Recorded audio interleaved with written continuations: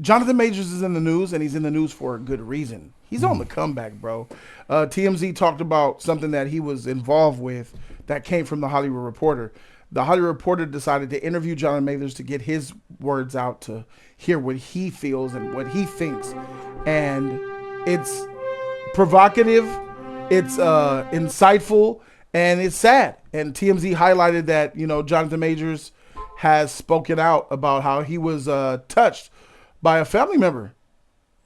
Yeah, he talks about how he was touched by a family member, and not just a family member, family members. So it says here, Jonathan Majors told the Hollywood Reporter. Here, by the way, I want you guys to see the spread. Like, how nice is that? Look at that. Jonathan Majors' moment of truth. Shout out to the Hollywood Reporter for seeking Jonathan and letting him give the truth, letting him speak his side of the story. And with the Hollywood Reporter's power in Hollywood, it's already sending ripple effects across social media and Hollywood in general. Looking at a lot of those producers and studios that failed to pick up Jonathan Majors. Looking at you, James Gunn. He reported sexual abuse when he was just 9. 1 year. Here's the kicker. It happened when he was 9, and it was 1 year after the dad left the family. Explaining the abuse came from people who were supposed to look after you in the absence of a father. This is a quote. Supposed to look after you in the absence of a father. Shout out to my guy, Mr. Tupac. Now it's coming in. There's that dub coming in as a 50 is raining down right now. Oh, my God. Shout out to the love. This is Jody's Corner, where your donations affect the stream. You're absolutely right. Scrolling back to it, he said the father was outside of the house, and this is when the abuse started. It happened by men and women. That's crazy. Men and women abused him as a child, 9 years old. That's crazy. We were just having a conversation about this on Wednesday, about in the black family, how the absence of the father is hard on the family, how the black mother has a hard time managing the family, because it's almost as if the black mother doesn't know how to run the family. If you look at what happens in society and looking at Jonathan Majors right here, you could clearly see that he was another example of it. He even goes down to talk about it. He said he admitted he was effed up by it all. And he only recently opened up to his mother about the abuse. And the mother said she gave him an emotional apology for not being able to protect him. We was just talking about this, ladies and gentlemen. He was not able to be protected by the ones that were supposed to protect him. In this case, the father who left, coward, and the mother who clearly wasn't paying attention and wasn't being as attentive as a mother as she should have been. And under her tutelage, he was getting clapped by men and women in the family. When you're getting touched by multiple people in the family, what does that say? I could understand a little bit how a relative comes and he does a little woohoo and it's a problem and he goes. But when you get touched by multiple different family members, that shows us a chaotic environment. That shows an enabling environment. That shows a lack of attentiveness, a lack of love, a lack of compassion, a lack of care. Multiple family members. Is it coincidence? I think not. As that sheet is lagging like a mother figure with the interstellar sheet. That was for the 50 that came up last time. To the stars, I thank you. Thank you so very much. I think that's John Batt, probably. Most impressive. All right. Appreciate you. We're going to read that donation right after this. Like I said, she gave him an apology after all these years. He just recently told her, Mom, this is what happened to me. And she an emotional apology because she felt responsible for it. Because she is responsible for what happened to him. In the black family, a lot of our children are touched by the family members. It exists a lot in Hispanic families too. You'll be surprised. It does. It's crazy. And in Hispanic families, it's almost, I wouldn't say expected, but it's like almost like the norm because so many people know about it. Other families do it. Within the black family, the difference is, in my opinion, that the head of the house, which is the mom, when they find out, they tend to not do much. But if other black family members found out, it's going to be a problem. Mm-hmm. But in the Hispanic, it's like almost institutionally covered up. From mom, grandma, dad, uncle, nephew, they all work together to keep that shit under wraps, which is another topic in itself. But as far as the black community that I could attest for, bro, I'm part of both, so I could talk about both. But anyway, it's sad, bro. A lot of this stuff happens, man, to our kids. And the mom was responsible. Even though the dad left, and yes, we could say the daddy's trash for leaving. Dads, black fathers often leave the black family. And I'm a victim of a biological father who left. Mm-hmm. You're a victim of a biological father who left. Luckily, I had a stepdad. And he took that place of the bio father since I was 8 years old. So, excuse me. Bless you. Thank you. I had a saving grace. My mother got remarried and she found another man, and he was there since I was really young, 7 to 8 years old, and he helped raise me. So I still had the father figure in the house. That's why I shout out to stepdads out there, bro. And she's been married for 28 years now to that same man, which is tight. He a tight man. Yeah, thank you. Good man. Thank you. Yes, he is. I agree. But for people like Jonathan, he didn't have that same case. He says he told his mom it wasn't an issue anymore, but he felt that she should know because it was a part of their family story and something that needed to be acknowledged so they could all, quote, he said, grow and learn from it. Now here's Jonathan Majors, happy as heck, right? But supposedly he looks happy, got his black wife. He had his nigga wake up moment. And like I said, the Hollywood Reporter is shining the light on him. He has the Magazine Dreams movie that's coming out this month, I believe, and I hope it does really well. He's on an upward tick in his Hollywood career, and that's freaking fantastic to know. And I would like to let you guys know that his brother from another mother, Michael B. Jordan, has come out and said that I want him in Creed 4. I want to see my brother opposite me in Creed 4. Michael B. Jordan has a lot of power for a black man of his age in Hollywood. He does. He does, and it's well earned. He has an exclusive deal across, I think Warner Brothers gave him an exclusive deal. I think he has something with Amazon as well, to where his pull can get this man back on the top of the top. And that's his brother reaching out. I got you, bro. Come up here. Let's go. If he gets Creed 4, which he probably will, that's going to put him right back where he needs to be, on top, because he didn't do nothing wrong. The only thing that he is guilty of is dating a white girl.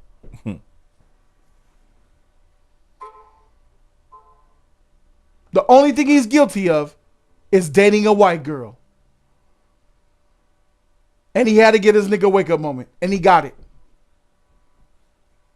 Yet, at the same time, James Gunn failed. This is an L on James. Failed. Imagine at this point if James Gunn hired him for freaking Jon Stewart. Imagine that. Imagine that. Everybody wanted, everybody who knew what was up wanted Jonathan Majors.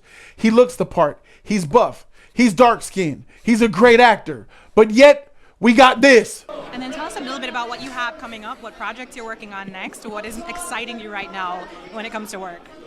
Right now, I'm locked in and focused on a very beautiful project, a project that's very dear to my heart. It's Lanterns, and I'll be portraying the beautiful character of Jon Stewart, who I love very dearly, and I'm going to do all in my power to bring him to life in a way that resonates with the people and celebrates that character. Awesome. And then last question is, I've been asking everybody. I didn't know he was from the UK. Oh, you didn't know from, bruv, isn't it? This is my first time actually hearing him with his accent. What do you think? Another black man took it by a UK role. That's crazy. That is crazy. James Gunn chose a Brit to play an American Marine. He took a Brit to play an American black Marine. This motherfucker. Now, I think that that's an ultimate L on James Gunn. He had the chance. If James Gunn casted him, do you know how much people would have got behind James for taking him out of that and giving him another second chance? Because James needed a second chance because he was canceled and fired by Disney for his old tweets. Mm-hmm. You would think that James would have sympathized with JM.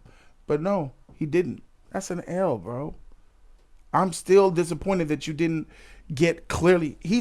Jonathan Majors is better than Aaron Pierre on every level except one.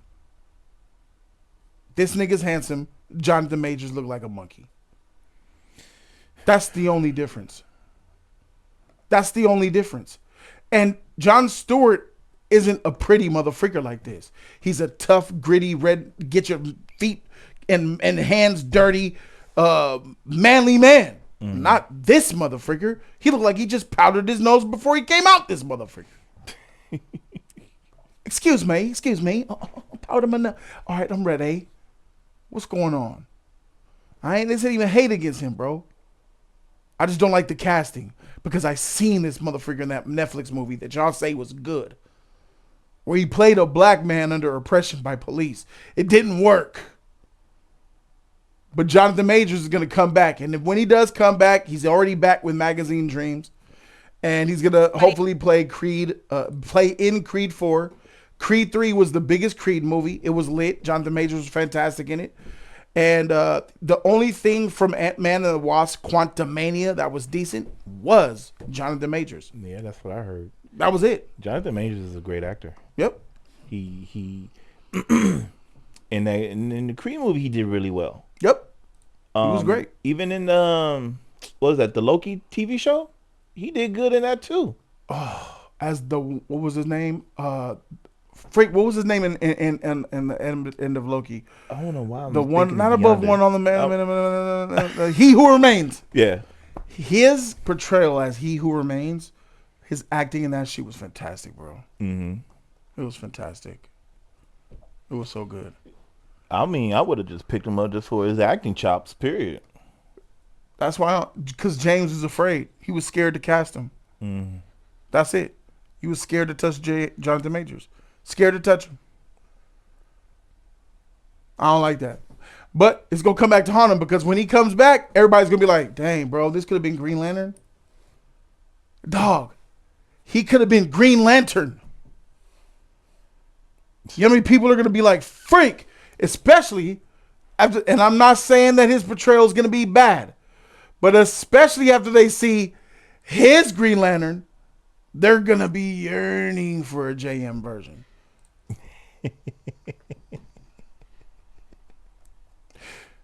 So what do you think about the whole him coming out about the abuse, bro?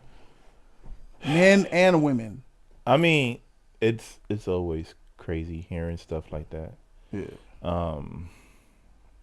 Do you agree with me when I say that it's like too common than it should be in the black family about the kids getting touched and stuff like that?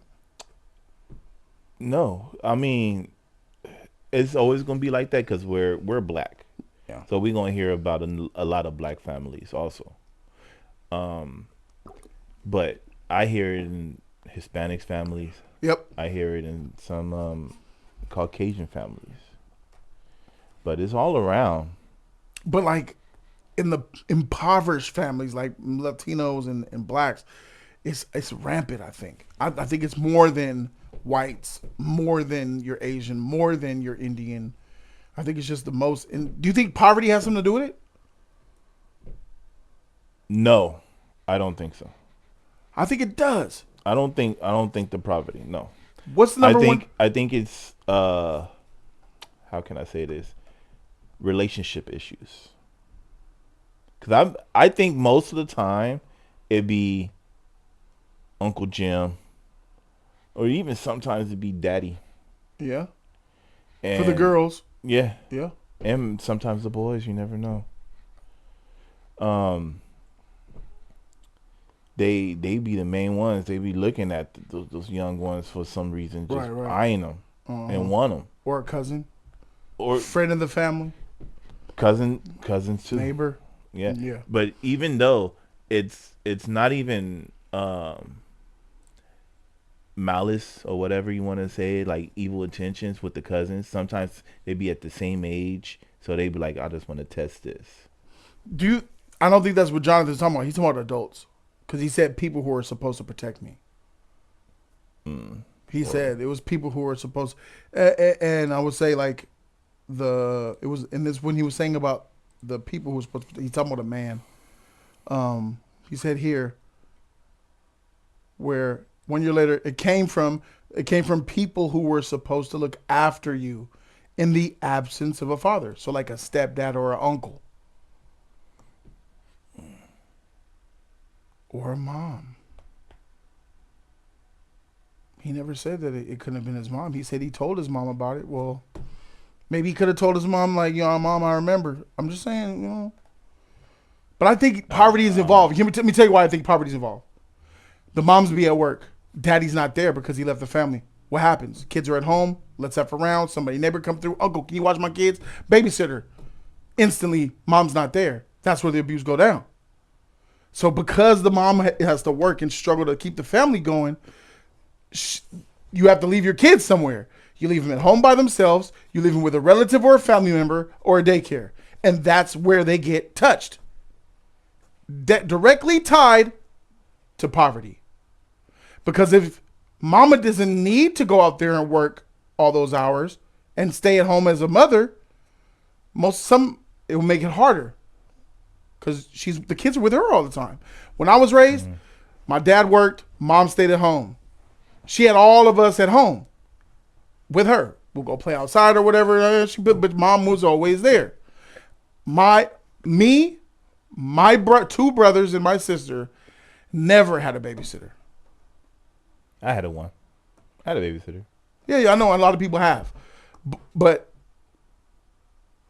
that not having to have a babysitter is something that is it's there should be some pride in that as a parent. Like, I always had you kids. I never let nobody be with you overnight or extended periods of time away from you and stuff like that. Because you never know what will happen, bro. Sometimes people are sick out here, dog. And there's nothing wrong with having a babysitter either if you got trusted family members. But then it's like sometimes you can't trust your family members. You don't know if they're sick or not until the sickness comes out. So I just think that it's a W for Jonathan Majors for being able to come out and say this. It seems like his girl, man, be really trying to get him to talk about his emotions. I feel like she's been like a therapist for him and shit. So I'm glad that he's able to be who he is now. Yeah. Because it's a misconception that men don't have emotions and pain and feelings and regret, and we don't daydream and get sad and depressed and lonely, because yes, we do. It's just there's that stigma of, you got to be a man and not talk. You are like that. You are a motherfucking that's gay. That's whack.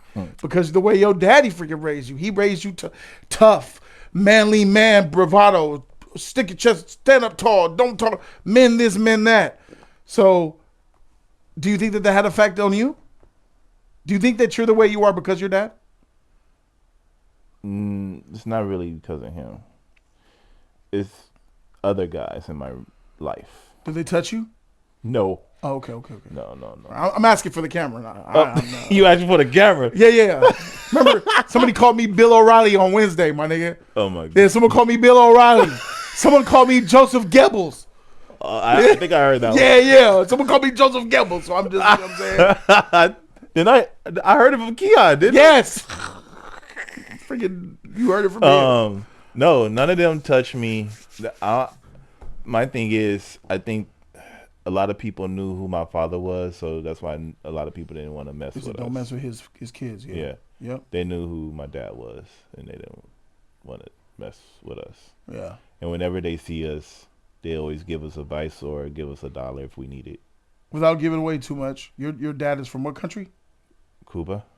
And he came during the time where all those ruffian prisoner freaking criminals. When Fidel and Kennedy did the trade.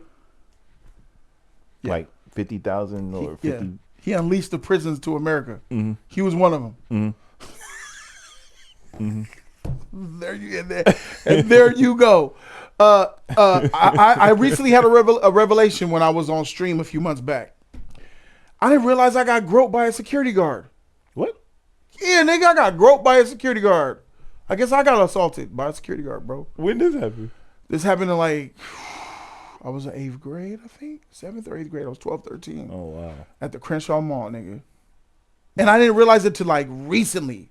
I'm like, wait a minute. That nigga was gay. I'm just randomly walking. You know the part of the mall that's not popular? You know where Daniel's Jewelers is upstairs? Where the Sears was at? No, that's where Robertson's May was. Okay. The other side of the mall. Okay, You know on where? the other side of Christ You know how Street. you go there up the escalator? You see the Daniel's Jewelry? Yeah. Going straight down to where J.C. Penney, I think, or Macy's was at. That's funny, bro. That little corridor where there's no stores really open, I was walking. Security guard walk up to me. Hey, man, come here.